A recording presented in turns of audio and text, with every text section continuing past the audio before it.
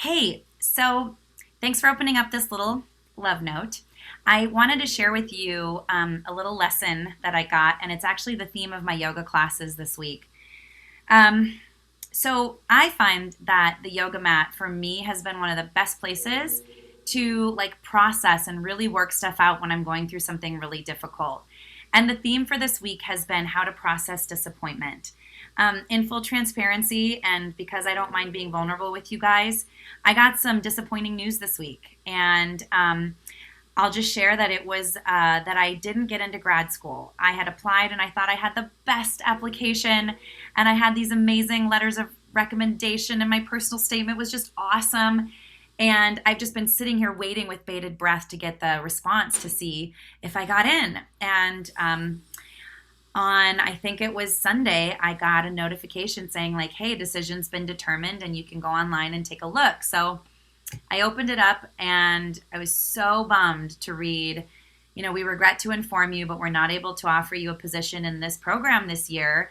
We can't give you any reasons. There are plenty of qualified candidates who we were not able to offer a spot to. So, good luck to you. And of course, my first response was to go through all the sort of really human reactions, which was to feel intellectually inferior and to be like, oh my God, I knew it. I wasn't smart enough to go to grad school, to sit there and question myself, like, could I have done more? And just all of that, nonsense that we do to ourselves and these stories that we run in our minds when something happens that, doesn't go the way we want it to go.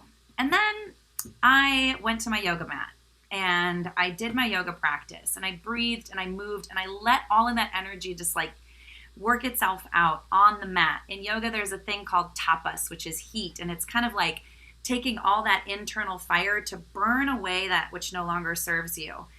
And at the end of it, I was able to see things a little differently. And without spiritual bypassing, I got to a place of just acceptance. And I was able to look at it with the perspective of, well, maybe this program just wasn't meant for me. Maybe God has something different in store for me that's even better than this program. And maybe I could just trust that everything is actually unfolding for me exactly the way it's meant to, and that somebody else was meant to have that spot.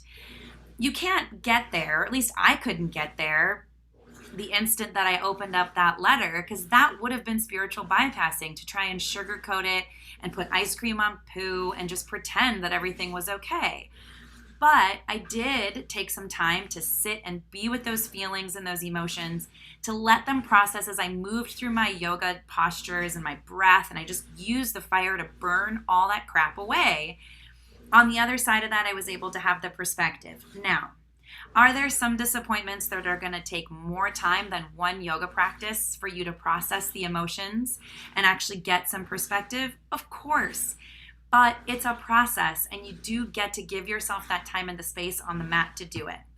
So that's the theme for this week. And I hope that you give yourself the time and the space and the grace to be able to feel your feelings and process those disappointments so that you can ultimately, genuinely, and authentically get to the other side and see them from a different point of view.